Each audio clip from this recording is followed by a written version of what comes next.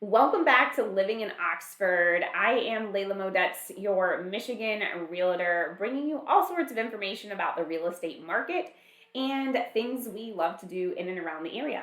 So today, probably one of the most asked questions I get is, how's the real estate market? I don't typically make these videos because we want these videos to be everlasting, but anyways, I'm going to do it. So I get this question all the time. Today is April 10th of 2024, in case you're watching this 3 years down the road, which is really cool.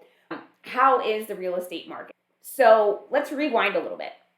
COVID happened and prices went sky high and interest rates went high. And they went high relative to whatever era you were born in. Because if you talk to anybody that's 50 years and older, they'll tell you the first time they bought their home, interest rates were 12%, but they were also buying houses for $50,000. So, interest rates are low sevens right now, which when you're talking to young people, they've never seen interest rates that high. So they're high relative to them. They're not so high relative to people who are 50 and older. So what's happened is people bought all these houses when we rewind to COVID, when interest rates were 2, 3, 4%, right? They bought all these houses. They were actually selling their houses and buying bigger ones because they could afford to. So now you have all these people living in houses that were bigger than the house that they were in at an interest rate of 2, 3, 4%. Life is good, like really good. But all of those people don't want to sell. Like, why would they sell to buy a house that's not as nice as theirs, that's more expensive than theirs, and the interest rate is higher, so therefore their payment is higher? So for the past 18 months, we've been in this cycle of the only people selling, someone who's experienced death, who, they either inherited the house and therefore they're selling it, like an estate, or, your loved one passed away and you don't want to be living in the house anymore because, you just have too many memories, or you can't afford it, or whatever the scenario is, emotionally tied to death in somehow. Divorce. They can't live in the same house, or they choose not to obviously live in the same house, or getting divorced. Relocation, whether that's relocation for work, relocation because you want a new place to live, because you want a different lifestyle, and downsizing. You've been in this gigantic house for the last 20 years. You've raised your family. You don't want the maintenance of the big house.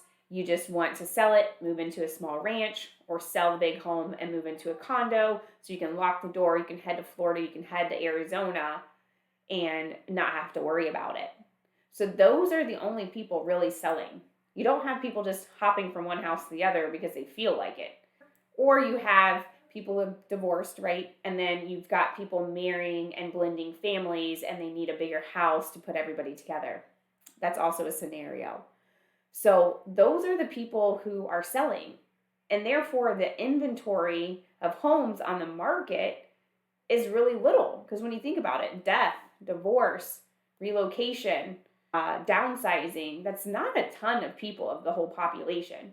The other houses we see coming onto the market is new construction.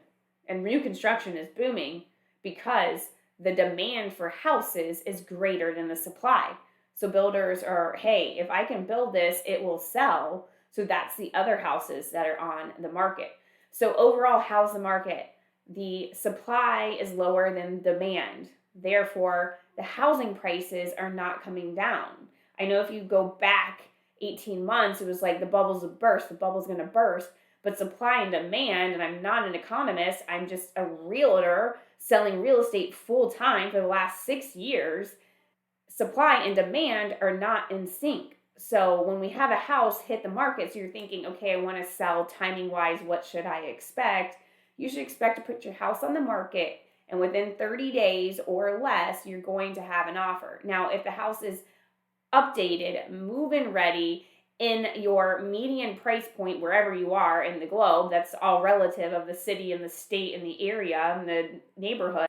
If it's within that median, like here in Oakland County, if you're like 500,000 or below, And within the first week, your house is probably selling, if not in the first 2 weeks, if it's move-in ready. If it's not move-in ready, you might be looking at a 30 to 60-day window. But if you've prepped your house and done what you were supposed to do, you've cleared it out, you've staged it, you've done the things, you're shortening that time frame, you're getting more buyers through, you're getting more buyers interested, therefore you're going to create multiple offers, and it's going to drive up the price of your home.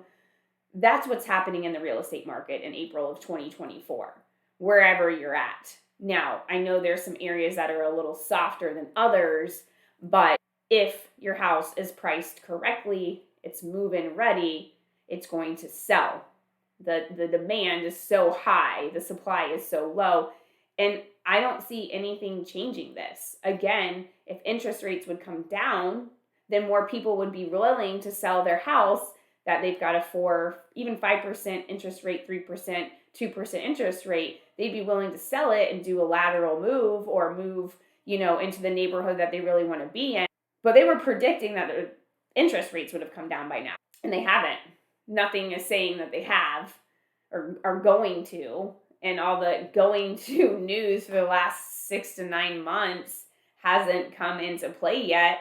And it's our spring market. I don't see how the interest rates are falling. So, sorry to be the bearer of bad news, but inventory is not going up, and therefore prices are not coming down. So, on the flip side, if you're going to buy this spring or this summer, be prepared. What does that mean? You need to be pre-approved. You need to know the numbers. You need to know the number that you're comfortable with paying on a monthly basis, so you know what level you should be looking at. If you're maxed out at $450,000, please don't look at a house that's $450,000, because chances are that house is going to go up in multiple offers. Maybe scale back and look at $425. That way you can go up to $450 and be able to play the game that we're in.